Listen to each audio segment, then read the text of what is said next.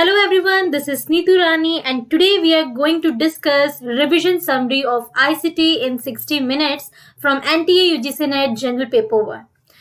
पहले हम revision summary को तो जानेंगे, उससे पहले ये जानते हैं आईसीटी की इम्पोर्टेंस क्या है. ओके यहाँ पर total exam point of view से बात करें, रिसेंट पेपर को रिव्यू करने के बाद, सर्वे करने के बाद हम ये कह सकते हैं कि आईसीटी से मैक्सिमम क्वेश्चन पूछे जाते हैं. इसके जो नंबर ऑफ क्वेश्चन होते हैं एग्जामिनेशन में, आपको 5 to 7 क्वेश्चन देखने को मिल सकते हैं और इससे वेटेज आपका बन जाता है. आप मैक्सिमम 14 मार्क्स अपने सेव कर सकते हैं, अपने सिक्योर कर सकते हैं अगर आप आईसीटी की प्रिपरेशन करते हैं. अब बात कर लेते हैं डिफिकल्टी लेवल ऑफ क्वेश्चन. तो यहाँ पर जो लेवल ऑफ क्वेश्चन पूछा जाता है बहुत ही इजी होता है, क्योंकि ये एक ऐसा सब्जेक्ट है जो कि हम डेली लाइफ में हम इसका यूज करते हैं. दैट्स वाई ये बहुत इजी हो जाता है और बेसिकली हम कहें तो ये easy to moderate level of question पूछे जाते हैं. अब देखो आईसीटी की यहाँ पर बात कर ले तो ICT is what? Information and communication technology. Information and communication technology completely oriented to computer. Right. ICT को परफॉर्म करने के लिए कंप्यूटर को जानना बहुत जरूरी है. तो हम बिल्कुल यहाँ पर बेसिक से हर एक चीजों को देखेंगे, एक ओवरव्यू काइंड ऑफ, कि आपका हर एक टॉपिक कवर हो और आप हर एक कुछ रिवाइज करते चलो. राइट. तो सबसे पहले हम यहाँ पे देख लेते हैं कंप्यूटर होता क्या है, क्योंकि आईसीटी को परफॉर्म करने के लिए कंप्यूटर की जानकारी बहुत जरूरी है. तो डेफिनेटली बचपन से पढ़ते आ रहे हो कि कंप्यूटर एक इलेक्ट्रॉनिक डिवाइस है. राइट. जहां पर हम इंफॉर्मेशन को रिसीव करते हैं ना पर्टिकुलर फॉर्म. और ये कह सकते हैं कि ये आईपीओ साइकिल पे बेस्ड होता है, इनपुट प्रोसेसिंग आउटपुट. यस, यहाँ पर इनपुट हमने डाला, वो प्रोसेस करके आपको उसके रिगार्डिंग आपके डिजायर्ड आउटपुट को प्रोवाइड करता है. क्लियर है? Then capable of performing a sequence of operations. Definitely जैसे आप इनपुट डालोगे उसके अकॉर्डिंगली वो प्रोसेस करेगा और आउटपुट देगा. तो ये क्या हो रहा है? सीक्वेंस ऑफ ऑपरेशंस परफॉर्म किया जा रहा है अकॉर्डिंग विद अ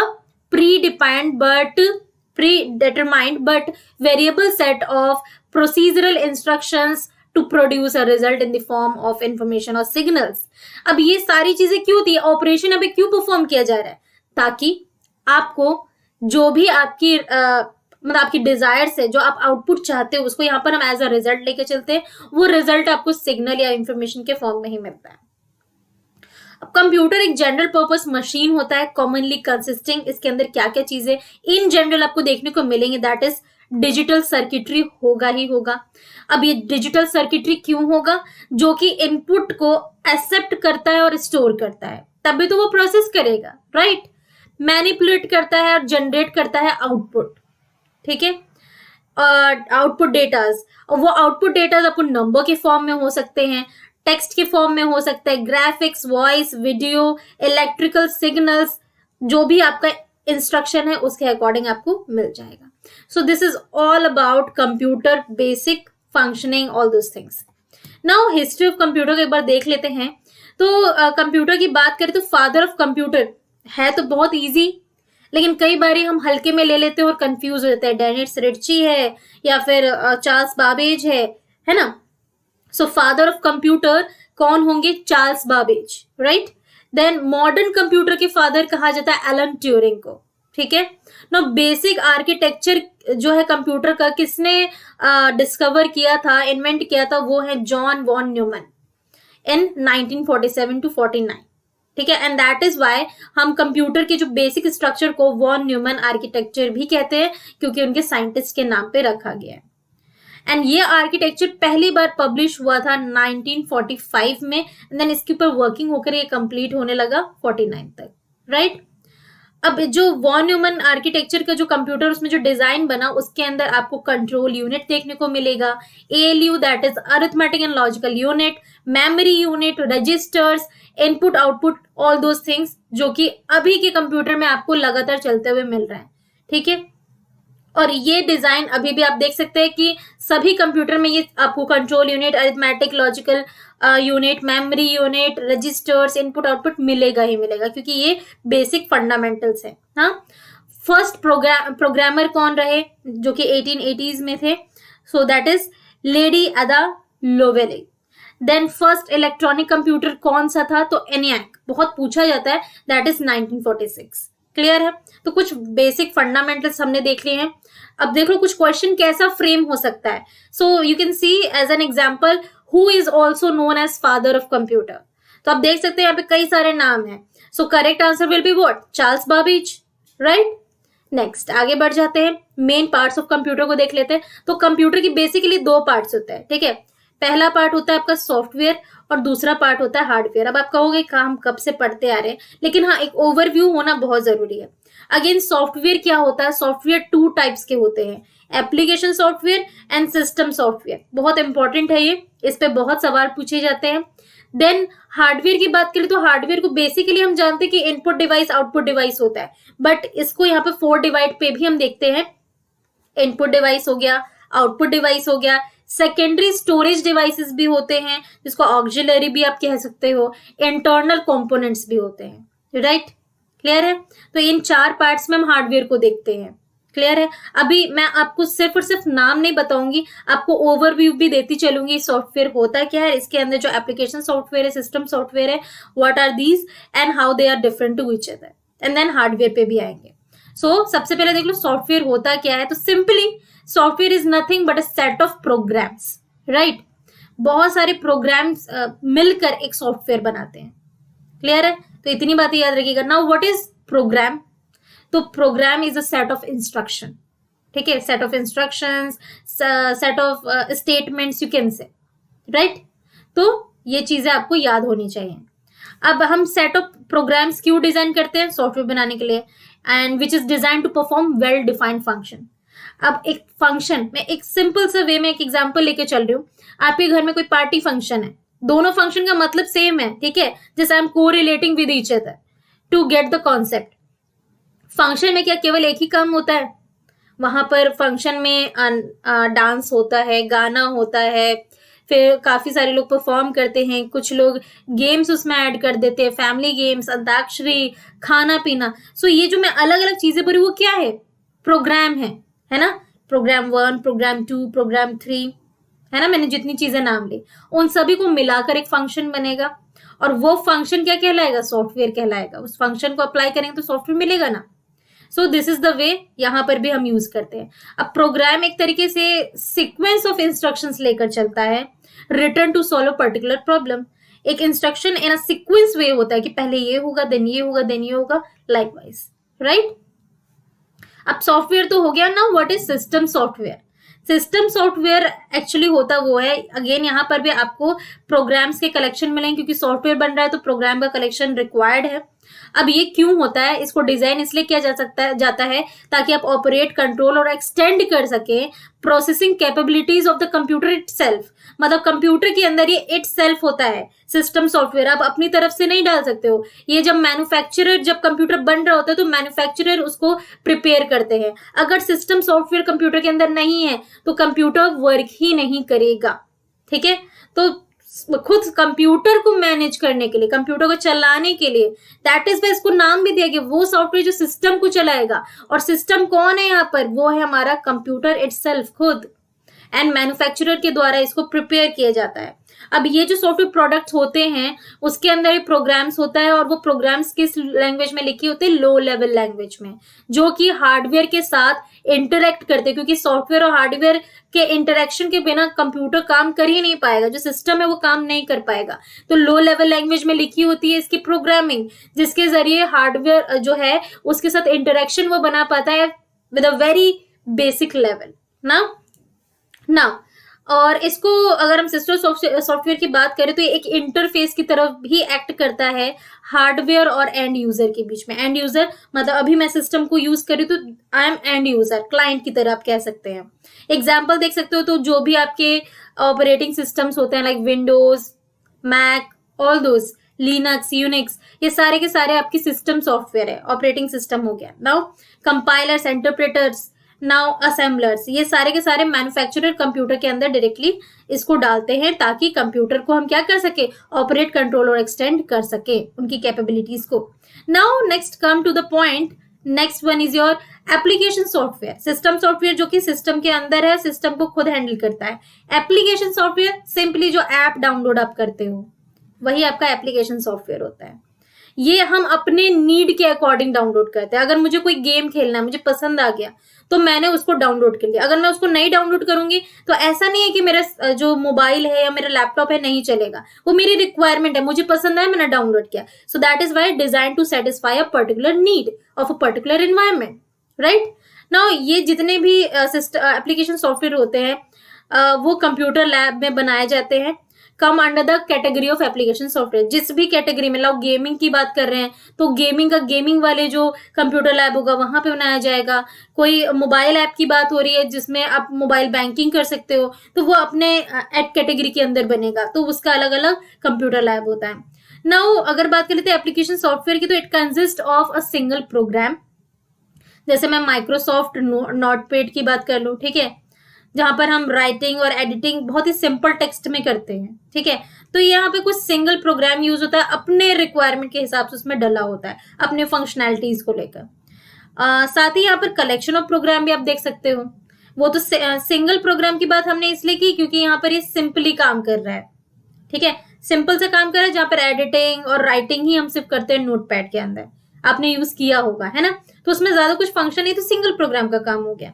बट अगर आप ज्यादा फंक्शनैलिटी वाली चीज का यूज करें, एप्लीकेशन का यूज करें, तो हमें कलेक्शन ऑफ प्रोग्राम्स का यूज हो सकता है, और उसको हम सॉफ्टवेयर पैकेज कहते हैं। जब बहुत सारे प्रोग्राम एक साथ एप्लीकेशन सॉफ्टवेयर में हमने डाला है तो हम उसको कह सकते हैं सॉफ्टवेयर पैकेज, जो कि एक पर्टिकुलर टास्क को कंप्लीट करने में हेल्प करता है। Like you can C spreadsheet package, जैसे कि आप MS एक्सेल में देख सकते हो। एक्सेल में कितनी सारी चीजें होती हैं, फॉर्मूलाज हैं, कई सारी चीजें हम अप्लाई करते हैं, बहुत सारे स्प्रेडशीट्स हैं।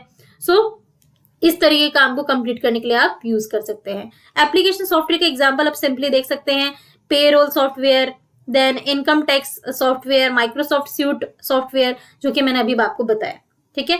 तो ये आपका सॉफ्टवेयर कंप्लीट हो गया है। इस पे क्वेश्चन देख लो।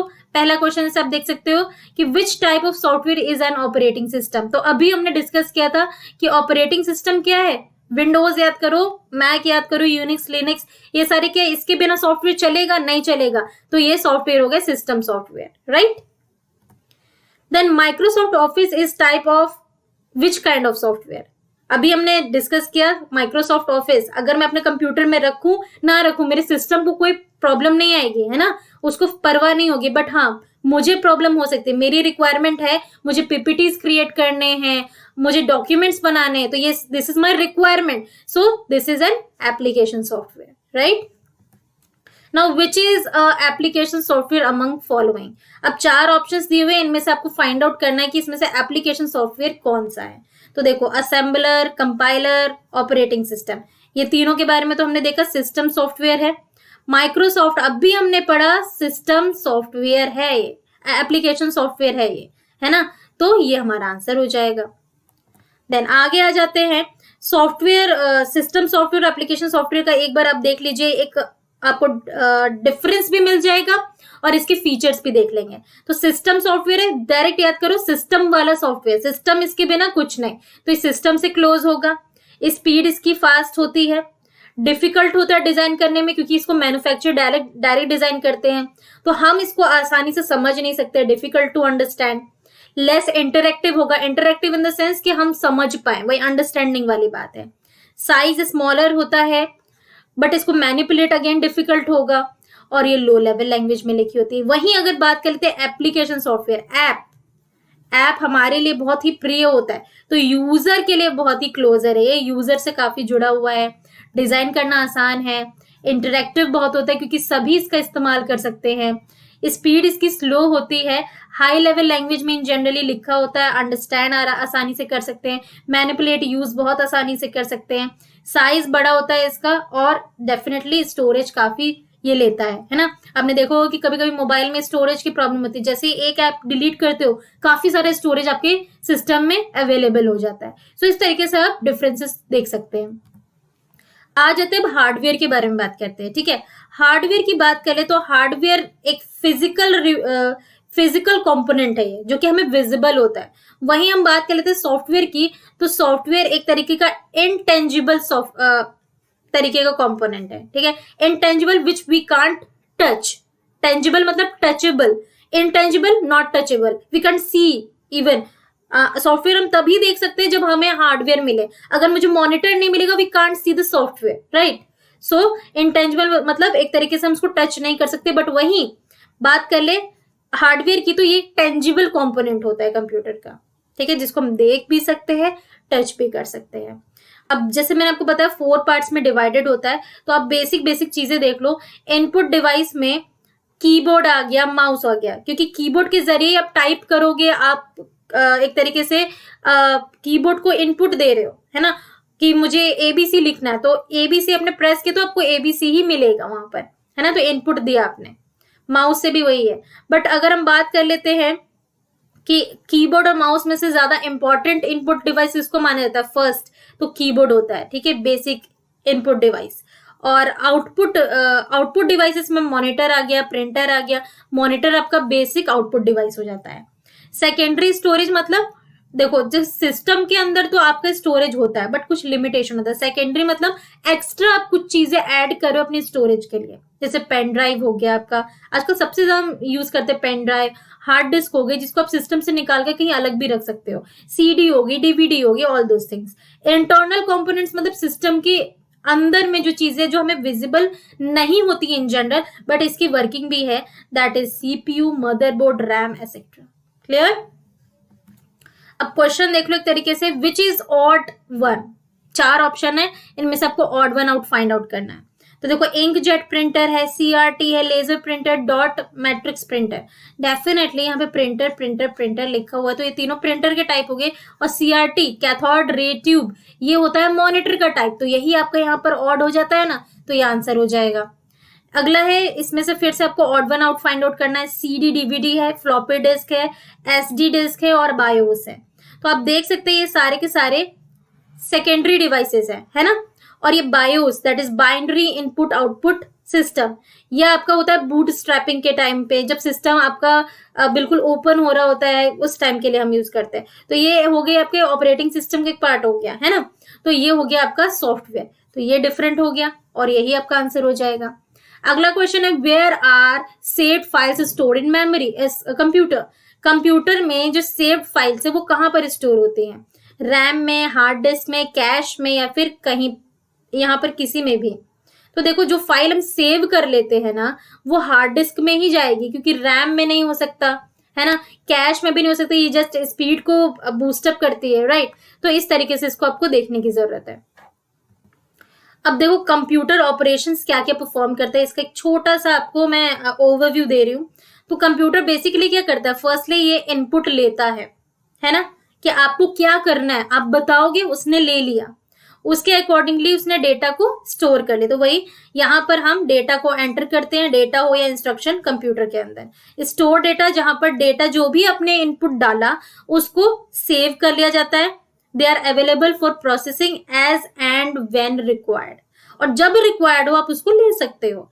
प्रोसेसिंग डेटा मतलब अरिथमेटिक और लॉजिकल ऑपरेशंस लगाएंगे। प्रोसेस करना मतलब भी वहां पे ऑपरेशन को परफॉर्म करना, किस पर, जो डेटा है, जो इंफॉर्मेशन है उस पर, जिस भी फॉर्म में आप उसको कन्वर्ट करना चाहते हो as per your requirement. And then output information, अब आपने प्रोसेस किया तो वो प्रोसेस जो है जहां पर हम जो भी रिजल्ट आपको चाहिए, जो भी इंफॉर्मेशन आपको चाहिए, जैसे प्रिंटेड रिपोर्ट चाहिए, कुछ आपको विजुअल डिस्प्ले मतलब आपको मॉनिटर पे कुछ देखना है, तो ये आपका आउटपुट इंफॉर्मेशन हो गया। And the last one is your control the work flow, directs the manner and sequence in which all of the above operations are perform. मतलब ये सारी चीजें इन अ कंट्रोल्ड वे में हो, मतलब ओवरलोड ना हो जाए, अंडरलोड ना हो जाए, वो सारी चीजें कंट्रोल करना, that is control the work flow. Clear. अब सीपीयू की बात कर लेते हैं। CPU that is your central processing unit. तो सीपीयू होता क्या है, बेसिकली हम सीपीयू कहते हैं brain of the computer, right, क्योंकि सारा जो प्रोसेसिंग वाला काम है, नाम ही लिखा है इसका प्रोसेसिंग। प्रोसेसिंग कहाँ होता है, ब्रेन पे होता है, दिमाग लगाओ दिमाग लगाओ, राइट। सो इसको ब्रेन ऑफ द कंप्यूटर कहते हैं। CPU performs all type of data processing operations. जितने भी डेटा के ऊपर हम ऑपरेशंस परफॉर्म करते हैं वो सब कुछ CPU ही परफॉर्म करता है। ये जैसे कि आप कह सकते हैं डेटा को स्टोर करना, रिजल्ट इंटरमीडिएट करना, इंस्ट्रक्शन और प्रोग्राम्स को इंटरमीडिएट करना, all those things comes under CPU। ठीक है। एंड साथ ही के साथ कंप्यूटर के अंदर जितने भी पार्ट्स है, वहां पर जितने भी ऑपरेशन चल रहे हैं उनको कंट्रोल करना भी कौन करता है? सीपीयू करता है। जैसे हमारा दिमाग, हमारा हाथ यहाँ होना चाहिए, वहां होना चाहिए, वो सभी कुछ कौन कर रहा है कंट्रोल? हमारा ब्रेन कर रहा है। एग्जैक्टली सेम सीपीयू भी कंप्यूटर के अंदर करता है। बेसिकली सीपीयू जो है उसके पास 3 कंपोनेंट्स होते हैं, मतलब कह सकते हो सीपीयू इन तीनों चीजों से मिलकर बनता है। 3 यूनिट्स है उसके। एक है आपका मेमोरी यूनिट, यू कैन से storage unit also, control unit and ALU unit, that is arithmetic logic unit. Clear है? तीनों को भी जानेंगे। मेमोरी यूनिट और स्टोरेज यूनिट का काम क्या होता है? तो ये यूनिट डेटा को, मेमोरी जैसे नाम है, स्टोर भी जैसे नाम है। मेमोरी मतलब याद रखना, स्टोर मतलब भी याद करके रख लेना, है ना। सो इंस्ट्रक्शन, डेटा या इंटरमीडिएट रिजल्ट जो भी निकल के उसको स्टोर करने का काम होता है। और ये इंफॉर्मेशन को सप्लाई करती है दूसरे यूनिट ऑफ कंप्यूटर, कंप्यूटर के दूसरे यूनिट में अगर रिक्वायर्ड है तो उसको सप्लाई करने का काम भी इसी का होता है। और इसको हम इंटरनल स्टोरेज भी कहते हैं, और मेन मेमोरी भी कह सकते हैं, प्राइमरी स्टोरेज भी कह सकते हो, और रैम भी कह सकते हैं, that is random access memory. आगे रैम को भी मैं डिस्कस करूंगी। अब बात कर लेते हैं कि जो इसका साइज है, अगर साइज इसका साइज है वो अफेक्ट करता है स्पीड, पावर एंड कैपेबिलिटी को। ठीक है। प्राइमरी मेमोरी और सेकेंडरी मेमोरी, ये दोनों के दोनों इसके टाइप्स होते हैं। क्लियर है? नाउ आगे आ जाते हैं functions of the memory unit. तो it stores all the data and instructions. ठीक है। प्रोसेसिंग के लिए जितनी भी डेटा इंस्ट्रक्शन चाहिए उस सबको स्टोर करेगा। इंटरमीडिएट रिजल्ट जो भी प्रोसेसिंग हो रही है उसको स्टोर करेगा। एंड साथ ही के साथ फाइनल रिजल्ट जो है प्रोसेसिंग का, before these results are release to an output device, output device तक पहुंचने से पहले भी वो क्या करता है? फाइनल रिजल्ट को स्टोर कर लेता है। और जितने भी इनपुट्स आउटपुट्स है ट्रांसमिट किए जाते हैं मेन मेमोरी के थ्रू, इसको भी ये क्या करता है? एक तरीके से ट्रांसमिट करने का काम इसी का होता है। That is your main memory unit और storage unit. Now second is your control unit. ठीक है, सीयू भी कह सकते हैं। इसका काम क्या होता है कि this unit controls the operations, क्योंकि इसका नाम ही है कंट्रोल, तो कंट्रोल करेगा ऑपरेशन, क्योंकि सीपीयू ऑपरेशन को ही करता है ना। जितने भी कंप्यूटर के पार्ट में ऑपरेशन होते हैं उनको कंट्रोल करना, जैसे मैंने आपको बताया सीपीयू करता है, तो ये इसका जो हेल्प है वो कंट्रोल यूनिट करता है, लेकिन does not carry out any actual data processing operations. लेकिन डेटा कैरी करने का जो एक्चुअल ऑपरेशन है उसको परफॉर्म करने का काम नहीं, जस्ट कंट्रोलिंग करने का काम है, परफॉर्म करने का इसका कोई काम नहीं होता। फंक्शन की बात कर ले तो ये कंट्रोल करता है जो भी डेटा ट्रांसफर और इंस्ट्रक्शन हो रहा है किसी भी another unit of the computer में। मैनेज और कोऑर्डिनेट करता है जितने भी यूनिट्स है कंप्यूटर में उन सभी को, मतलब control, manage, coordinate, all those things comes under control unit. साथ ही के साथ it obtains the instructions from the memory. ठीक है, मेमोरी ने जो भी इंस्ट्रक्ट किया है, इशारा किया है, ऑब्टेन करता है, उसको इंटरप्रेट करता है, समझता है, and then directs the operation of the computer, उसको सही डायरेक्शन प्रोवाइड करता है। It communicates with output input device for transfer of data और रिजल्ट फ्रॉम स्टोरेज। ये कम्युनिकेशन का भी काम करता है इनपुट आउटपुट डिवाइसेस के बीच में, ताकि रिजल्ट और डेटा जो भी है वो स्टोरेज से ट्रांसफर किया जा सके। But it does not process और स्टोर डेटा, स्टोरेज का काम नहीं होता, just control. Next third one is your ALU, that is arithmetic logic unit, क्योंकि इसका नाम ही ऐसा है तो इसको 2 पार्ट्स में डिवाइड किया है। First one is your arithmetic section and second one is your logic section. तो अरिथमेटिक जैसे कि इसका नाम ही है, तो अरिथमेटिक सेक्शन का काम होता है परफॉर्म करना arithmetic operations like addition, subtraction, multiplication, division, all those things. जितने भी कॉम्प्लेक्स ऑपरेशंस होती हैं जो कि रेपिटेटिव वे में होती रहती हैं, ठीक है, तो उन सभी को ये अरिथमेटिक सेक्शन कंट्रोल करता है एंड परफॉर्म भी करता है। लॉजिक सेक्शन का काम होता है लॉजिक ऑपरेशंस परफॉर्म करना, कंपेयर करना। जब हम कंपेयर करते हैं तभी तो लॉजिक बनाते हैं कि इसको सिलेक्ट करना है, इसको नहीं कर दो। Selecting, matching, merging of data, all those things comes under logic section. Then question देख लीजिए, यहाँ पर कैसे क्वेश्चन पूछे जा सकते हैं। Which is responsible for communication between memory and ALU. अब कम्युनिकेट कराना है मेमोरी और एएलयू के बीच में, that is arithmetic logical unit, तो कौन करेगा? कीबोर्ड, रैम, कंट्रोल यूनिट या फिर USB? It should be unit and definitely control unit, क्योंकि कम्युनिकेट कराने का काम, मैनेज कराना, कंट्रोल करना, कोऑर्डिनेट करना, all those things comes under control unit. So correct one is your control unit. Computer memory में अब आ जाते हैं. कंप्यूटर मेमोरी क्या होती है? तो ये बिल्कुल ह्यूमन ब्रेन है, अब भी हमने देखा है ना. तो it stores data in instruction, right. इसका काम होता है डेटा को स्टोर भी करना, इंस्ट्रक्ट भी करना. Computer memory is the storage space in the computer, जहां पर डेटा को प्रोसेस किया जाता है और instructions required for processing are stored. ठीक है. और जो चीजें स्टोर्ड है उनको कैसे कैसे हमें वापस से यूज करना है, ऑल दोज थिंग्स. अब बात करते हैं मेमोरी की. तो मेमोरी को बहुत बड़ी चीज होती है ना. तो हमने उस बड़े बड़े चीजों को स्मॉल पार्ट्स में डिवाइड किया हुआ है, and those small parts known as cells. अब कह सकते हैं एक यूनिट है मेमोरी का. ठीक है, सेल. ईच लोकेशन और cell has a unique address. हर एक लोकेशन और जिसको हम सेल कह सकते हैं उसका अपना खुद का यूनिक एड्रेस होता है. डेफिनेटली एक कॉलोनी में अगर 100 घर हैं तो हर एक घर का अपना एड्रेस होगा, एग्जैक्टली सेम. वो पूरी कॉलोनी आप मेमोरी मान के चल लो. और ये जो एड्रेस है वो वेरी करता है 0 से लेकर मेमोरी साइज -1. ये बहुत इंपॉर्टेंट है, पूछा भी गया था. वो जो आपका एड्रेस है वो 0 से लेकर मेमोरी साइज -1 तक भी पूछा गया था. एग्जाम्पल देख लो. अगर कंप्यूटर के पास 64,000 वर्ड्स है, so then this memory unit has 64 into 1024. Multiply करोगे तो 65536 मेमोरी लोकेशंस आपको मिलेंगे. तो आप देख सकते हैं यहाँ पर टोटल क्या हो जाएगा. The address of these locations very कहाँ से करेंगे, अभी आपने देखा 0 से लेके 65535. ठीक है, क्योंकि एक कम हो जाएगा, है ना. अब बात करते हैं मेमोरी को भी हमने यहाँ पे 3 पार्ट्स में डिवाइड किया हुआ है. कैश मेमोरी, प्राइमरी मेमोरी जिसको मेन मेमोरी कहेंगे, एंड सेकेंडरी मेमोरी. तीनों को 1 by 1 देख लेते हैं, लेकिन उससे पहले आप क्वेश्चन एक बार देख लो. So which of the following are components of CPU. इनमें से कौन सा कंपोनेंट है सीपीयू का? तो बहुत क्लियर है, arithmetic logic unit and control unit. अभी हमने पढ़ा भी था, है ना. माउस तो होगा नहीं, इंटीग्रेटेड सर्किट होगा नहीं, मॉनिटर होगा नहीं. So correct one is your option number 2. अब आ जाओ यहाँ पे कैश मेमोरी को एक बार देख लेते हैं. तो कैश मेमोरी जो है एक बहुत ही high speed semiconductor memory होती है. याद रखिएगा सेमी कंडक्टर यहाँ पे मैंने साफ साफ लिखा है, इस पे भी क्वेश्चन बनते हैं. जो कि जो सीपीयू है उसकी स्पीड को बढ़ाने में हेल्प करता है. कैश से आप कैच याद रखो. कैच कब करो, कोई भी बात कैच कैसे करोगे, जब आप स्पीड अप रहोगे, है ना. तो सीपीयू को स्पीड अप करेगा. ये एक बफर की तरह एक्ट करता है किसके बीच में, सीपीयू और मेन मेमोरी के बीच में. इसको हम यूज क्यों करते हैं, to hold those part of data और program which are most frequently use by the computer. अब जो आपका सीपीयू है वो कुछ चीजें आप बार बार यूज करते हो. लाइक मान लो कि मेरे सिस्टम में मैं पीपीटीज बहुत ज्यादा बनाती हूँ, मेरी रिक्वायरमेंट है. मैं कह सकते हैं डॉक्यूमेंट्स बहुत बनाने पड़ते हैं मुझे, तो ये मेरी रिक्वायरमेंट है. तो उन चीजों को ये होल्ड करके रखे है जो फ्रिक्वेंटली यूज हो रही हैं.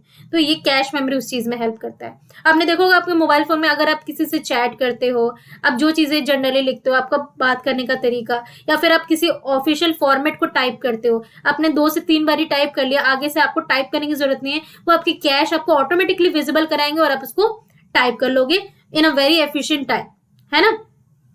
तो एडवांटेज हो गया, मेन मेमोरी को फास्ट करता है, लेस एक्सेस टाइम लेता है अगर मेन मेमोरी से आप कंपेयर करें. स्टोर करता है प्रोग्राम को बहुत ही शॉर्ट पीरियड ऑफ टाइम में. साथ ही के साथ it stores data for temporary use. And disadvantage भी होती है हर एक चीज की. तो इसके पास लिमिटेड कैपेसिटी होती है और ये एक्सपेंसिव बहुत होता है. सो ये दीज टू थिंग्स जो हैं वो डिसएडवांटेज हो जाती हैं. आगे बात कर लेते हैं कि प्राइमरी मेमोरी जिसको मेन मेमोरी कहते हैं उसके क्या काम है, किस तरीके से. तो प्राइमरी मेमोरी उन डेटा और इंस्ट्रक्शन को होल्ड करता है जो कि सिस्टम में करेंटली यूज में हो रहा है. लाइक अभी मेरा काम है कि मैं पीपीटी ऑन करके रखा है मैंने, तो पीपीटी को ही होल्ड करके रखेगा. ठीक है. It has limited capacity and data is lost when power is switched off. ठीक है. यहाँ पर कैपेसिटी बहुत लिमिटेड होती है और जैसे ही आपका सिस्टम स्विच ऑफ हो गया, मान लो बैटरी लो हो गई, सिस्टम बंद, तो वो डेटा जिस पर आप काम करें तो वो भी बंद हो जाएगा और गुम हो जाएगा, खत्म हो जाएगा. सो ये एक तरीके का डिसएडवांटेज भी लेके चल सकते हो. It is generally made up of semiconductor device. Again you can C cache memory की बात करें, मेन मेमोरी की बात करें, सेमीकंडक्टर डिवाइस है, ये सेमीकंडक्टर से ही बना है. These memories are not as fast as register. Register जितनी फास्ट नहीं होती हैं ये. इसके जो डेटा इंस्ट्रक्शंस जो होते हैं, जो डेटा इंस्ट्रक्शंस होते हैं required to be processed resides in the main memory. Main memory में जो भी डेटा इंस्ट्रक्शन है उनका प्रोसेस होना बहुत जरूरी है। अगेन हम मेन मेमोरी की बात कर लें तो it is divided into subcategorised into two parts, that is RAM and ROM. हम दोनों को भी देखेंगे। अभी मेन मेमोरी का एक बार कैरेक्टरिस्टिक देख लें तो सेमीकंडक्टर मेमोरीज होती हैं, यूजुअली वॉलेटाइल होती हैं। अब क्या होता है वॉलेटाइल, नॉन इनवॉलेटाइल, दोनों चीजें हम देखेंगे रैम रोम में। डेटा लॉस्ट हो जाता है जैसे ही पावर ऑफ हो जाए computer in case, and it is the working memory of the computer. Computer में जो काम करेंटली चल रहा है उसको लेके चलिए, that is why we can call it as working memory. But secondary memory सी फास्टर होती है, कैश से तो नहीं होती है। The computer can't run without primary memory. अगर प्राइमरी मेमोरी नहीं है कंप्यूटर में तो कंप्यूटर रन नहीं कर पाएगा, क्योंकि प्राइमरी कंप्यूटर पहले इसी को लेकर चलेगा, राइट।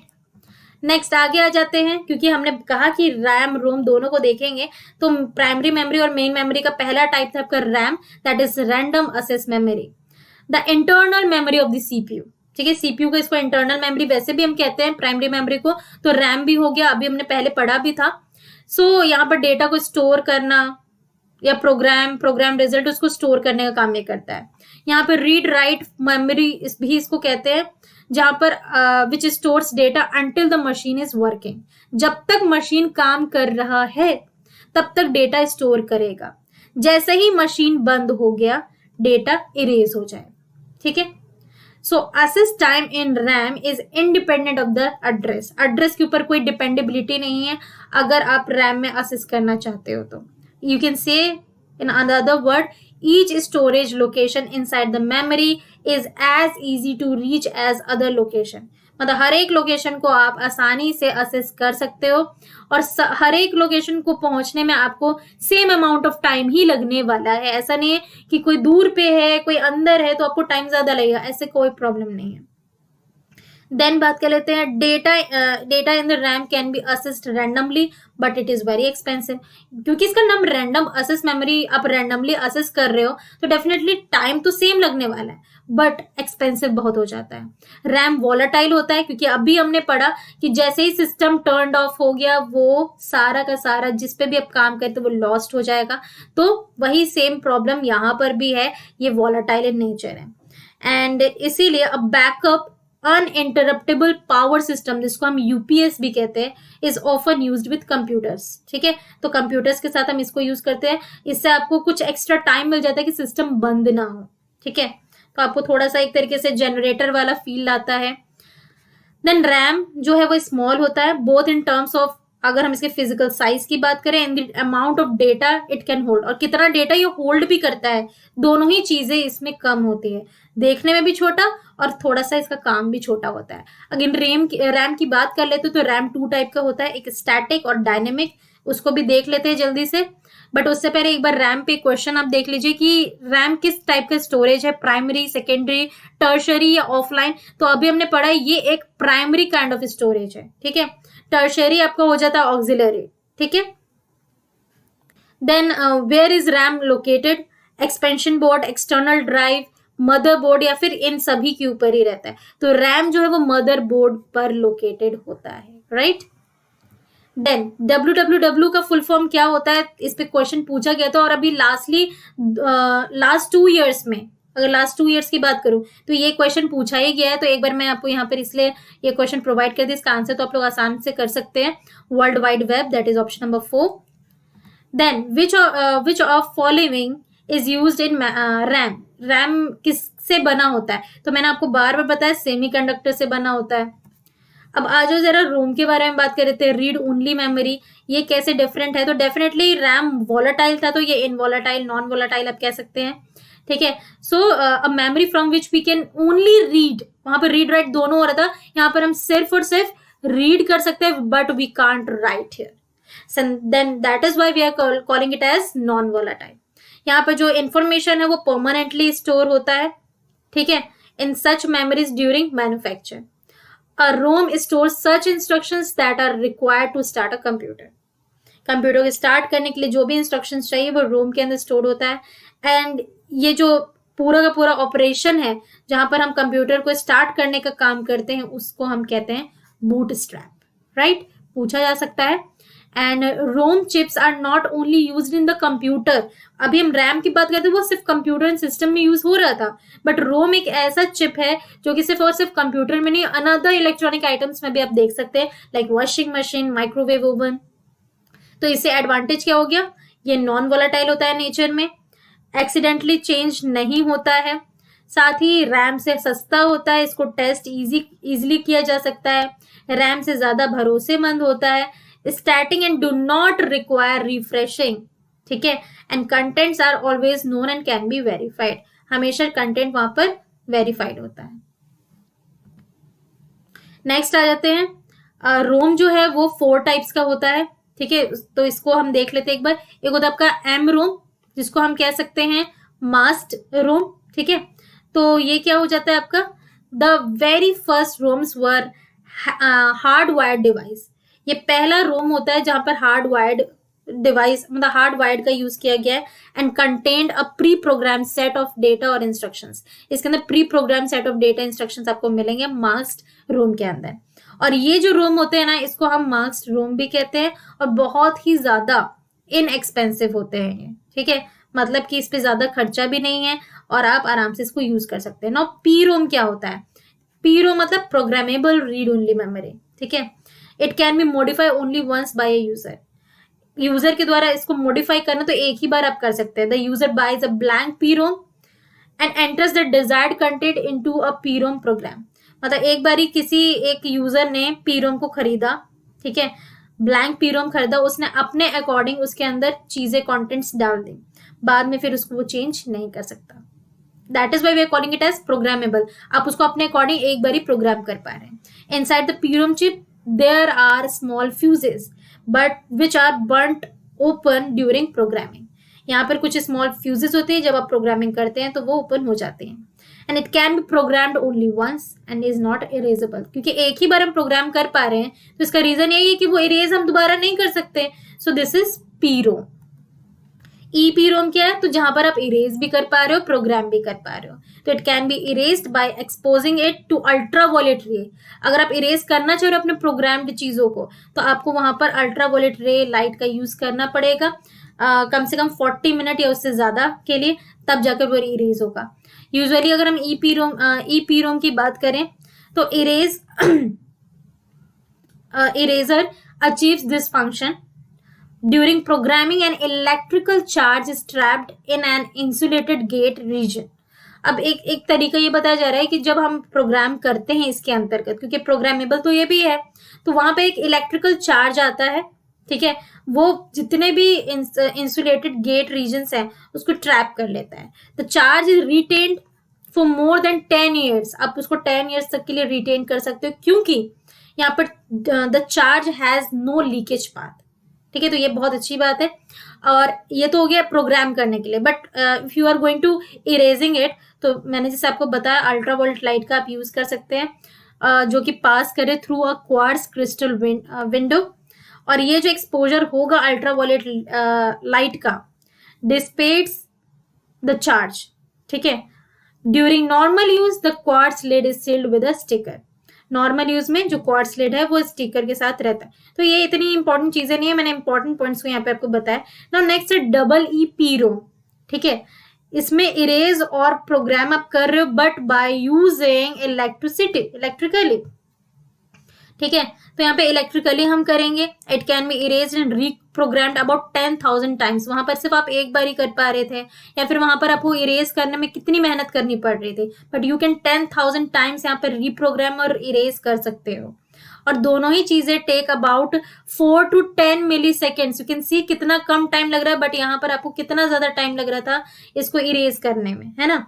साथ ही अगर हम डबल ई पी रोम की बात करें तो किसी any location can be selectively erase and programmed, किसी भी लोकेशन पे आप सिलेक्ट कर सकते हो इरेज और प्रोग्रामिंग के लिए। And double E P ROMs can erase 1 byte at a time, एक टाइम में एक बाइट को इरेज करता है, rather than erasing the entire chip, एक साथ पूरे चिप को नहीं इरेज करेगा, 1 byte at a time. And इसीलिए the process of reprogramming is flexible but slow, तो इसलिए यहाँ पे प्रोग्रामिंग यहाँ पर जो हो रही है, रिप्रोग्रामिंग हो रहा है फ्रिक्वेंटली फ्लेक्सिबल वे में, लेकिन क्योंकि यहाँ पर 1 बाइट एट अ टाइम हो रहा है तो थोड़ा सा स्लो भी हो जाता है। अब देखो what is the meaning of double ईपीरोम।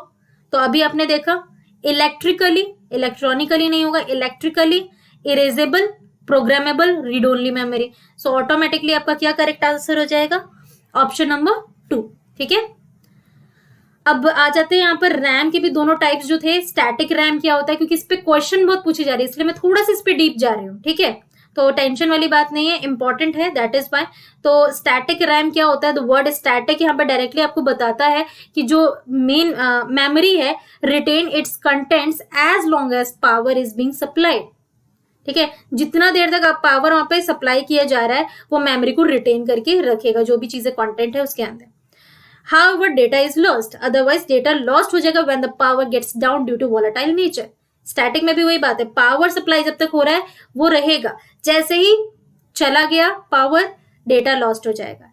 SRAM chips are use a matrix of 6 transistors, no capacitors. ये इंपॉर्टेंट है कि SRAM में जो चिप है वो क्या यूज करता है, तो 6 ट्रांजिस्टर्स का यूज करता है। अगर पूछा जाए how many capacitors used in it, so there is no capacitors, right.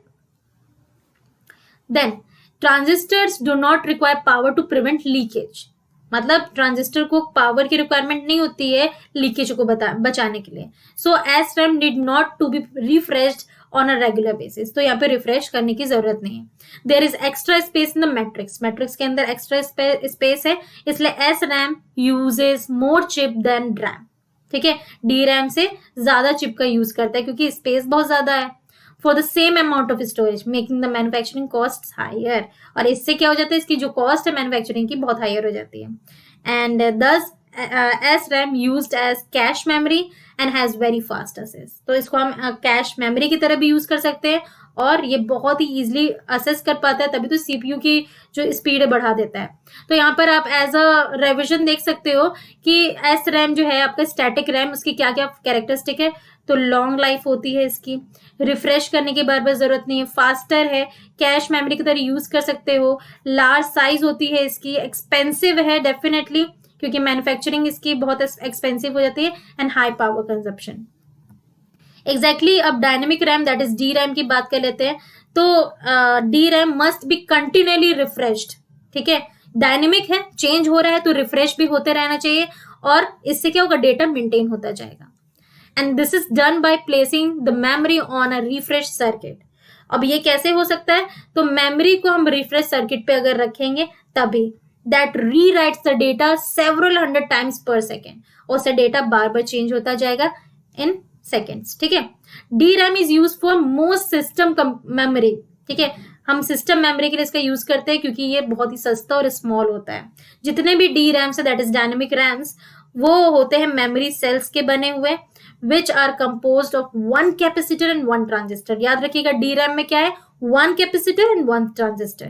तो अगर हम कैरेक्टरिस्टिक की बात करें DRAM की, तो शॉर्ट लाइफ टाइम होगी इसके डेटा की, बार बार रिफ्रेश करने की जरूरत है, एंड SRAM से स्लो है ये, रैम की तरह हम इसको यूज कर सकते हैं, साइज छोटा है, एक्सपेंसिव ज्यादा नहीं है, एंड पावर कंजप्शन भी कम है।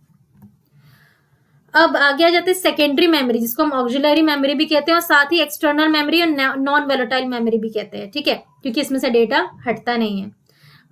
ये मेन मेमोरी से डेफिनेटली स्लो होता है, and they are use for storing data and information permanently. जैसे हार्ड डिस्क या पेन ड्राइव है, आप उसमें डेटा आराम से परमानेंट टाइम के लिए यूज कर सकते हो जितना आप चाहो। CPU directly does not access these memories. अब CPU इन मेमोरीज को डायरेक्टली असेस नहीं करता, ठीक है, instead they are assist via input output routines. तो यहाँ पे इनपुट आउटपुट रूटीन्स के जरिए CPU उसको असिस्ट करेगा, तो इनडायरेक्ट वे हो जाता है।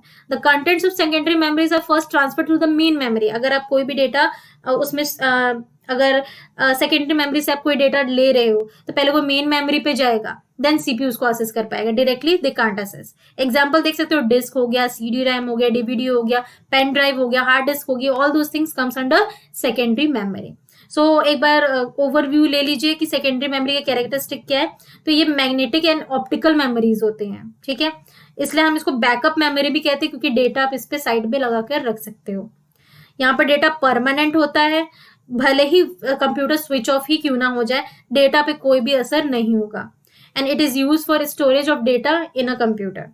ठीक है, कंप्यूटर में run without secondary memory, secondary memory नहीं, पेन ड्राइव में हटा दूं तभी मेरा कंप्यूटर चलेगा, कोई अफेक्ट नहीं होगा, बट ये प्राइमरी मेमोरी से स्लोअर होता है। अब आ जाते हैं कंप्यूटर मेमोरी यूनिट्स के बारे में। ठीक है, कंप्यूटर मेमोरी यूनिट्स क्या होती हैं, मेमोरी तो जान लिया, मेमोरी यूनिट्स क्या है। तो memory unit is the amount of data that can be stored in the storage unit. अब डेटा किस फॉर्म में, कितना डेटा है, उसको काउंट में मुझे कन्वर्ट करना है। ठीक है, so we are using memory unit. This storage capacity is termed in terms of bytes. Bytes इसका जो है एक यूनिट होता है, उसके टर्म्स में हम उसको यहाँ पर लेकर चलते हैं। अब कुछ स्टोरेज यूनिट्स है यहाँ पे, 4 बेसिक स्टोरेज यूनिट्स है। पहला आपका बिट, जिसका मतलब होता है बाइनरी डिजिट। ठीक है, ये बाइनरी डिजिट जो है इज लॉजिकल 0 and 1 को रिप्रेजेंट करता है। ये दोनों रिप्रेजेंट करते हैं, 0 का मतलब पैसिव जो कि इनएक्टिव है, एंड 1 का मतलब एक्टिव स्टेट किसी भी कंपोनेंट का। If we talk about in terms of electrical signal, okay, on के लिए 1, ऑफ के लिए 0, लाइक दिस। ठीक है, निबल क्या होता है, तो निबल जो होता है वो 4 बाइट्स का कलेक्शन होता है। ठीक है, देन बिट्स का, सॉरी 4 बिट्स का कलेक्शन होता है। बाइट क्या होता है, तो 8 बिट्स का कलेक्शन इज बाइट। ठीक है, अब byte is the smallest unit, जैसे मैंने आपको स्टार्टिंग में बताया है, जिसके जरिए हम एक डेटा आइटम या कैरेक्टर को रिप्रेजेंट करते हैं। नाउ व्हाट इज वर्ड, तो एक कंप्यूटर जो है स्टोर करता है इंफॉर्मेशन को, वो वर्ड्स के फॉर्म में ही करता है, जिसको हम रीड आउट करते हैं। सो वर्ड्स फॉर अस। ठीक है, अब हायर स्टोरेज यूनिट पे आ जाओ, तो kilo byte, KB stands for kilo byte, 1 KB is equal to 1024 bytes. Megabyte, MB, 1 MB is equal to 1024 KB। Gigabyte, that is GB, 1 GB is equal to 1024 MB. Exactly same. Terabyte, that is TB, 1 TB is equal to 1024 GB. And the last one is petabyte, that is PB, 1 PB is equal to 1024 TB. So ये बहुत important exam point of view से आप question में देख सकते हैं, पूछा यहाँ पर 1 megabyte that is 1 MB is equal to what, तो आपने अभी पढ़ा 1024 किलोबाइट KB। कंप्यूटर नेटवर्किंग पे आ जाते हैं, तो कंप्यूटर नेटवर्क एक तरीके का सिस्टम है in which multiple computers are connected to each other. ठीक है, नेटवर्क मतलब भी होता है जुड़ना, एक तरीके का सिस्टम है जहां पर बहुत सारे कंप्यूटर एक दूसरे से कनेक्टेड है। क्यों कनेक्टेड है, ताकि वो इंफॉर्मेशन और रिसोर्सेज को शेयर कर सके। ठीक है, एक ही प्रिंटर से 2-3 कंप्यूटर कनेक्टेड है, so you can share information with each other, share resources with each other. Characteristic की बात कर ले, तो एक कंप्यूटर से दूसरे कंप्यूटर में हम रिसोर्सेज शेयर कर सकते हैं, हम क्रिएट करते हैं फाइल को रिस्टोर कर सकते हैं एक कंप्यूटर में, और उन्हीं फाइल्स को दूसरे कंप्यूटर के जरिए हम एक्सेस कर सकते हैं। और वो हो कैसे रहा है, नेटवर्क के जरिए हो रहा है। जैसे कि प्रिंटर, स्कैनर, फैक्स मशीन, इस कंप्यूटर इसको, इन सभी डिवाइसेस को हमने एक कंप्यूटर से कनेक्ट किया एक नेटवर्क में। ठीक है, और अदर कंप्यूटर में भी हम उसको कनेक्ट करके हम उन डिवाइसेस का यूटिलिटी ले सकते हैं। ठीक है, अब बात कर लेते हैं कंप्यूटर नेटवर्क में जो मेन कंपोनेंट्स होते हैं वो क्या होते हैं। तो एक होता है आपका सर्वर। सर्वर का काम क्या होता है, एक कंप्यूटर डिजाइंड होता है ताकि सभी के रिक्वेस्ट को वो प्रोसेस कर सके एंड डेटा को डिलीवर कर सके जितने भी क्लाइंट कंप्यूटर्स हैं over local network and the internet. मतलब ये रहा आपका मेन कंप्यूटर, इसको हम सर्वर कहेंगे। इस पे आपका मेन नेटवर्क लगा हुआ, उसके जरिए और बाकी कंप्यूटर कनेक्टेड है। तो ये चारों के चारों क्या हो गए, क्लाइंट्स हो गए, और ये हो गया आपका सर्वर, राइट। रिसीवर कौन होगा, तो जो क्लाइंट्स है वो रिसीवर होंगे, अ हार्डवेयर मॉड्यूल और a device use to receive signal. Channel, channel क्या होगा, फिजिकल कनेक्शन बिटवीन जो सर्वर और रिसीवर है, सर्वर और क्लाइंट है, तो उनके बीच में जो फिजिकल कनेक्शन हो रहा है, जो नेटवर्क है, दैट इज योर चैनल। आप राउटर यूज कर रहे हो या आप मतलब रिपीटर यूज कर रहे हो, वो all those things channels. Now transmission channel कौन कौन से हैं, तो बेसिकली 3 होते हैं। सिंप्लेक्स चैनल, सिंप्लेक्स एक तरीके का कम्युनिकेशन चैनल है जहां पर हम एक टाइम पे एक ही डायरेक्शन पे काम होता है, या तो रिसीव हो पाएगा या तो फिर सेंड हो पाएगा। 2 थिंग्स हम नहीं कर सकते एक टाइम पे। हाफ डुप्लेक्स पे क्या होगा, हाफ डुप्लेक्स में ऐसा होगा कि can receive and send data but not at a same time. ठीक है, हम दोनों चीज, देखो यहाँ पर हम डेटा को सिंप्लेक्स में सिर्फ सेंड कर सकते हैं, ठीक है, भेजा, बट हाफ डुप्लेक्स में हम भेज भी सकते हैं और ले भी सकते हैं, बट इन डिफरेंट टाइम। ठीक है, जैसे मैंने हेलो बोला तो वहां से हाई आया, तो दोनों अलग अलग टाइम पे आया, राइट। फुल डुप्लेक्स पे क्या होगा, वही जो आपकी कमियां थी उसको ओवरकम किया गया, हाई हेलो दोनों सेम टाइम पे हो रहा है, मतलब रिसीविंग का काम भी और सेंडिंग का काम भी at the same time. Networking devices कौन कौन सी हैं, तो एक होता है आपका नेटवर्क एडेप्टर, जो कि कंप्यूटर को इनेबल करता है to connect with other computer और नेटवर्क, कैसे, मैक एड्रेस का यूज करके। हब का काम क्या है, तो ये स्प्लिट करता है एक नेटवर्क कनेक्शन को मल्टीपल कंप्यूटर में, दैट इज योर हब, मतलब ब्रेक करता है नेटवर्क कनेक्शन को बहुत सारे कंप्यूटर के लिए।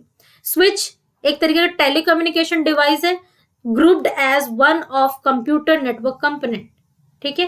नाउ केबल क्या है, cable is one way of transmission media, जिसके जरिए काम हो रहा है, ट्रांसमिशन मीडिया है, एक मीडियम प्रोवाइड कर रहा है through which we can transmit communication signals. Repeater क्या है, तो ये रीजेनरेट और रेप्लिकेट सिग्नल करने के लिए हेल्प करते हैं हम लोग, कि कोई एक सिग्नल है दोबारा से जनरेट करना है या उसका एक कॉपी बनाना है, दैट आर वीकेंड और distorted by transmission over long distance. Long distance में कई बार ऐसा होता है डेटा नहीं सेंड हो पाता, तो उसका एक कॉपी बनाकर सेंड कर देना या दोबारा से सेंड करने में हेल्प करना, दैट इज रिपीटर, ये डिवाइस हो गया।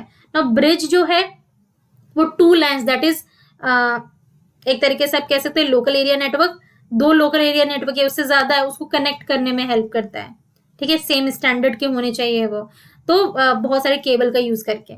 राउटर का काम क्या है, राउटर जो है use to join multiple computer networks, बहुत सारे कंप्यूटर नेटवर्क को ज्वाइन करता है एक साथ, इधर यू कैन से वायर्ड और वायरलेस दोनों ही तरीके से काम करता है। गेटवे क्या है, is a key stopping point for data on its way to और फ्रॉम अदर नेटवर्क्स। आपने देखा होगा जब आप ऑनलाइन बैंकिंग करते हो, आप कुछ ट्रांसफर कर मतलब कुछ खरीद रहे हो, आपने मानो अमेजोन से कुछ खरीदा, ठीक है, आपने अपना इंटरनेट बैंकिंग यूज किया, तो अमेजोन के पोर्टल से आपको एक गेटवे मिलता है। फॉर एग्जांपल आप यूज कर रहे हो एक्सिस बैंक, तो एक्सिस बैंक का पोर्टल स्टार्ट हो जाएगा, तो वो आप गेटवे प्रोवाइड कर रहे हो। मॉडम क्या होता है, तो मॉडम का फुल फॉर्म होता है मॉड्यूलेटर एंड डीमॉड्यूलेटर, ठीक है, मो मतलब मॉड्यूलेटर एंड डेम मतलब डीमॉड्यूलेटर। ये एक तरीके का इलेक्ट्रॉनिक डिवाइस है जो कंप्यूटर्स को अलाउ करता है to communicate over telephone wires और केबल टीवी, ठीक है, तो वायरिंग्स जो होते हैं उनके जरिए कम्युनिकेट करने में। अब टाइप्स ऑफ नेटवर्क को एक बार देख लो, तो लैन मैंने जैसे आपको बताया लोकल एरिया नेटवर्क, ये एक तरीके का कंप्यूटर नेटवर्क है जो डिवाइसेस को लिंक करते हैं एक बिल्डिंग एक ग्रुप में। तो आपने देखा किसी ऑर्गेनाइजेशन है, छोटी सी एक बिल्डिंग है, उतनी छोटी ऑर्गेनाइजेशन, तो वहां पे लैन का यूज करते हैं। एग्जाम्पल हो जाएगा स्टार लैन, रिंग लैन, बस लैन, ठीक है। नेक्स्ट है वैन। वैन आपका होता है वाइड एरिया नेटवर्क, जो कि एक पूरी की पूरी कंट्री में हम यूज करते हैं, ठीक है। Now metropolitan area network, that is man, इसका यूज हम करते हैं एक सिटी में, ठीक है, एक बहुत बड़े स्टेट में, ठीक है, तो बहुत सारे रिसोर्सेस को जोग्राफिकल एरिया के द्वारा इसको लिमिट किया जाता है। यहाँ पर बहुत सारे लाइन एक दूसरे के साथ कनेक्ट किए जाते हैं। एग्जाम्पल आप देख सकते हैं पीएसटीएन, इसका फुल फॉर्म देख लो, पीएसटीएन मतलब public network, public switches telephone networks, और एक हो गया आपका PSDN, public service digital network. Then ISDN बहुत पूछा जाता है, इंटीग्रेटेड सर्विस डिजिटल नेटवर्क, तो वो आपका हो जाता है एक तरीके का सेट ऑफ कम्युनिकेशन स्टैंडर्ड्स होता है ये, जहां फॉर साइमल्टेनियस डिजिटल ट्रांसमिशन, जहां पर आप बार बार वॉइस वीडियो डेटा सारी चीजें भेजो, तो हम आईएसडीएन का यूज करते हैं। ये सेट ऑफ कम्युनिकेशन स्टैंडर्ड्स को कैरी करता है। वैसे ही आप देख सकते हो पैन होता है आपका पर्सनल एरिया नेटवर्क, ठीक है, हैन होता है आपका होम एरिया नेटवर्क, ठीक है, बहुत सारी चीजें हैं। अब इंटरनेट और इंटरनेट में सिमिलैरिटीज और डिफरेंस देख लेते हैं, इस पे क्वेश्चन डायरेक्टली पूछे जाते हैं। सो इंटरनेट जो है वो इंटरनेट प्रोटोकॉल को यूज करता है, जैसे कि आप कह सकते हैं TCP, IP, FTP. Internet sites होती हैं जो कि वेब ब्राउजर के जरिए हम असेस करते हैं in a similar way as website in the internet, ठीक है। Only members of internet network can access internet hosted sites, मतलब जो उसका होस्ट है वही उसको असेस कर सकता है। इंटरनेट में हम ये कह सकते हैं जैसे कि इंस्टेंस मैसेंजर हो गया, can be used as similar to Yahoo messenger, Google talk over the internet, तो ये आपका इंटरनेट हो गया। देन इंटरनेट की बात कर लेते हैं, इंटरनेट और इंटरनेट में डिफरेंसेस क्या है। तो internet is generally to PCs, जो हमारे पर्सनल कंप्यूटर्स है all over the world, where as internet हम कुछ ही पीसीज में यूज कर सकते हैं। इंटरनेट जो है वाइडर और बेटर एक्सेस देता है वेबसाइट्स का अगर लार्जर पॉपुलेशन के टर्म्स में बात करें, बट इंटरनेट रिस्ट्रिक्टेड होता है, हमने सिमिलैरिटीज में भी पढ़ा। Internet is not as safe as internet. Internet ज्यादा सेफ होता है क्योंकि यहाँ पे प्राइवेट चीजें बहुत ज्यादा होती है, सिक्योर होता है, ऑथेंटिकेशन होता है, दैट्स वाई। क्वेश्चन देख लेते हैं, who was the father of internet. तो ये भी एक बहुत इंपॉर्टेंट क्वेश्चन है, तो इसका करेक्ट आंसर हो जाएगा विंटकार्फ, ठीक है। और चार्ल्स बाबेज तो आपने देखा father of computer, Dennis Ritchie जिन्होंने सी लैंग्वेज को किया था develop. Then a digital multimedia file available on the internet to be downloaded as is known as. अगर हमने कोई भी डिजिटल मल्टीमीडिया फाइल को अवेलेबल है इंटरनेट में और हमने उसको डाउनलोड किया तो उसको हम क्या कहेंगे? डेफिनेटली हम उसको पॉडकास्ट कहेंगे, ठीक है। अब और कुछ आप देख सकते हैं नेटवर्क टर्मिनोलॉजीज हैं। प्रोटोकॉल क्या होता है? तो ये सेट ऑफ रूल्स होते हैं, वो रूल्स कुछ स्टैंडर्ड कैरी करते हैं जिसको हम यूज करते हैं कंप्यूटर के द्वारा ताकि डेटा और इंफॉर्मेशन को हम एक कंप्यूटर से दूसरे कंप्यूटर में नेटवर्क के जरिए एक्सचेंज कर सकें। नोड्स क्या होते हैं? तो ये कनेक्शन पॉइंट होते हैं जिसके जरिए हम क्या कर सकते हैं, डेटा के एंड पॉइंट को, मतलब जहां से डेटा भेजा गया क्लाइंट साइड से रिसीवर साइड तक पहुंचाने के लिए, तो ये एंड पॉइंट्स होते हैं। These are the end points you can say. और टीसीपी/आईपी क्या? That is transmission control protocol, और IP stands for internet protocol. ये बेसिक कम्युनिकेशन लैंग्वेज होती है और आप ये कह सकते हैं प्रोटोकॉल ऑफ द इंटरनेट होती है। IPv4 क्या होता है? तो IPv4 आपका इंटरनेट प्रोटोकॉल वर्जन 4 में 32 बिट्स होते हैं इसके न्यूमेरिक एड्रेस। वही वर्जन 6 की बात करते तो इसमें 128 बिट्स हेक्साडेसिमल एड्रेस होता है। FTP क्या है? That is file transfer protocol. ये एक तरीके का स्टैंडर्ड नेटवर्क प्रोटोकॉल होता है use to transfer computer files between a client and server, ठीक है।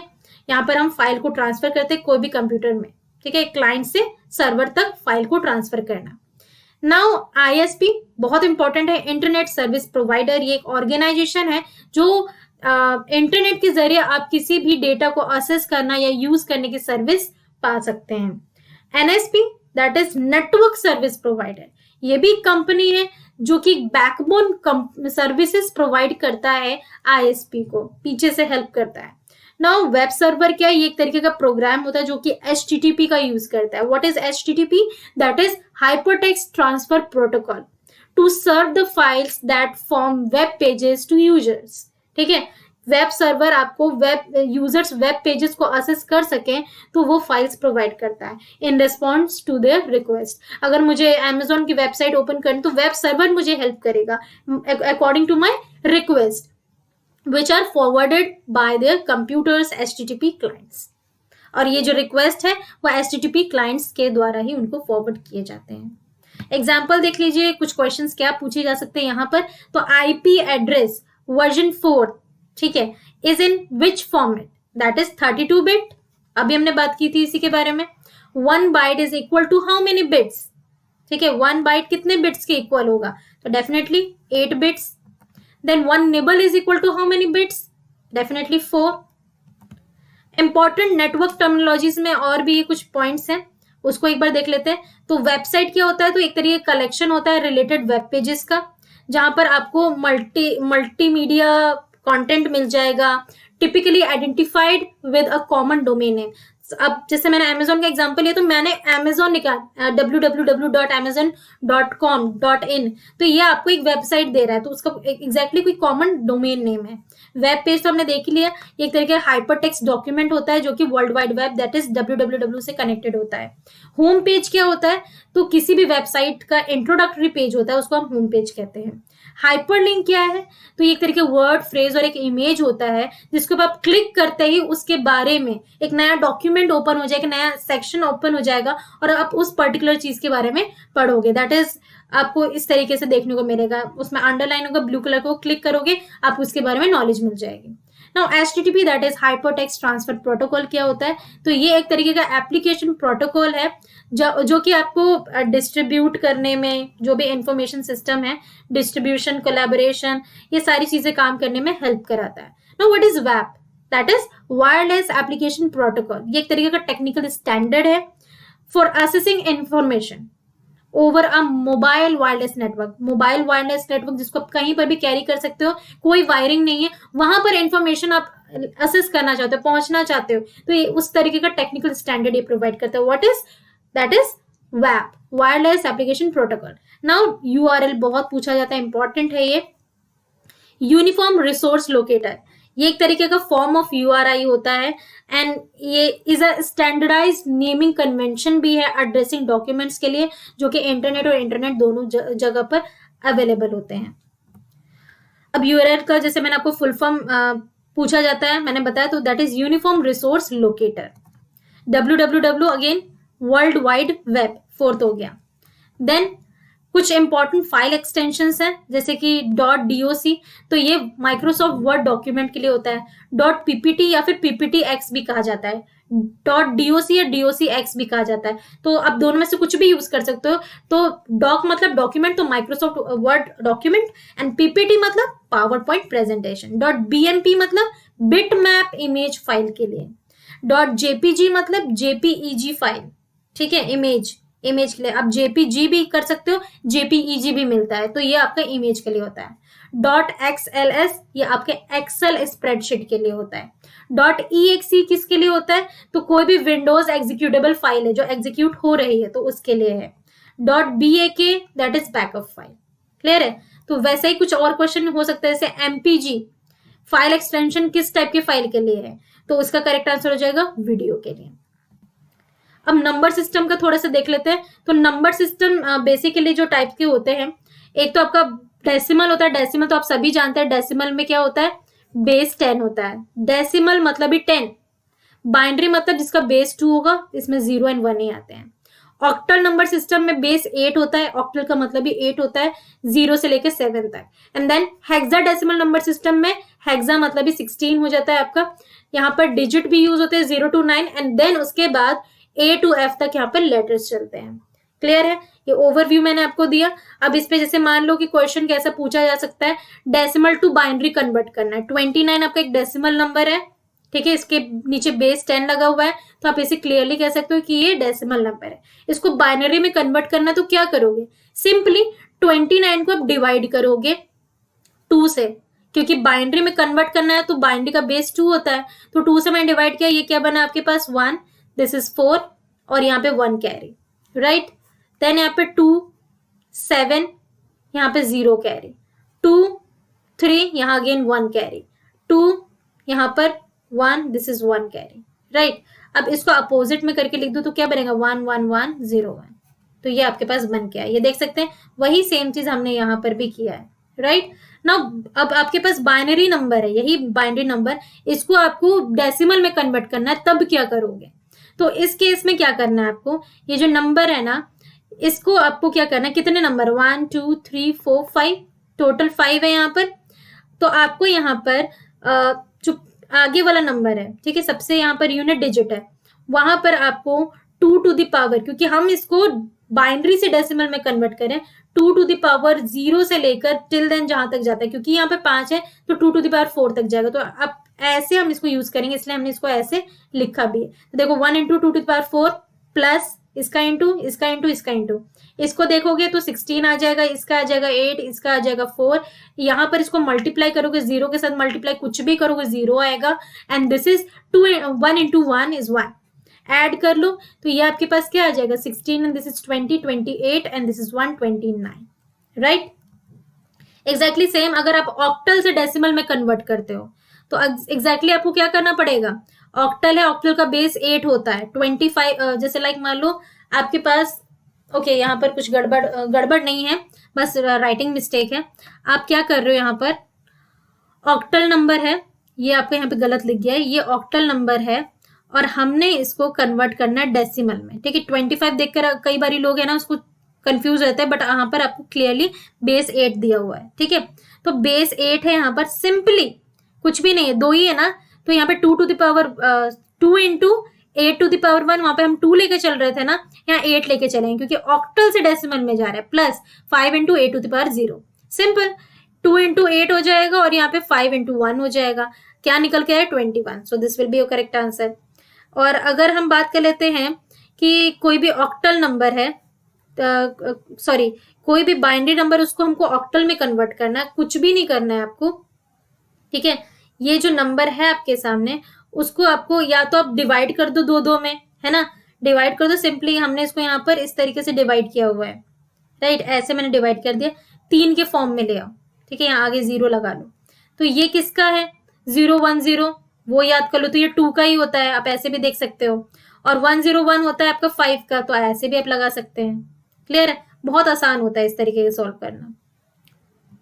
नेक्स्ट क्वेश्चन आप देख सकते हैं कैसे कैसे पूछे जा सकते हैं। In which of the following form data is stored in computer. Computer में डेटा किस फॉर्म में स्टोर होता है, डेफिनेटली बाइनरी फॉर्म में होता है, 0 and 1। So that's all in this video. So आपने देखा लेवल ऑफ क्वेश्चन यहाँ पर इजी टू मॉडरेट ही थे, बस कंसेप्ट जानने की जरूरत है। यहाँ पर नंबर सिस्टम बहुत इंपॉर्टेंट हो जाता है, इसलिए मैंने उसको लास्ट में आपको बताया ताकि सारे पॉइंट्स आपको ब्रश अप रहे। फिर आपने कंप्यूटर का हिस्ट्री आपने देख लिया, वहां से क्वेश्चन पूछे जाते हैं। साथ ही मैंने आपको रैम, रोम, ये सारी चीजें भी बहुत ही क्लियरली बता दी। मेमोरी यूनिट्स बहुत इंपॉर्टेंट है ना। तो इस तरीके से ये हमने टॉपिक्स की, और यही आपके लिए है कि इस टाइप के जो टॉपिक्स है ना, इस पे प्रैक्टिस क्वेश्चन ज्यादा लगाओ, तो ये मैं आपको एज अ कह सकते हैं सजेशन दे सकते हो, ठीक है। सो that's all in this video, thank you for watching. पसंद आ रहा है तो लाइक एंड शेयर जरूर कीजिए।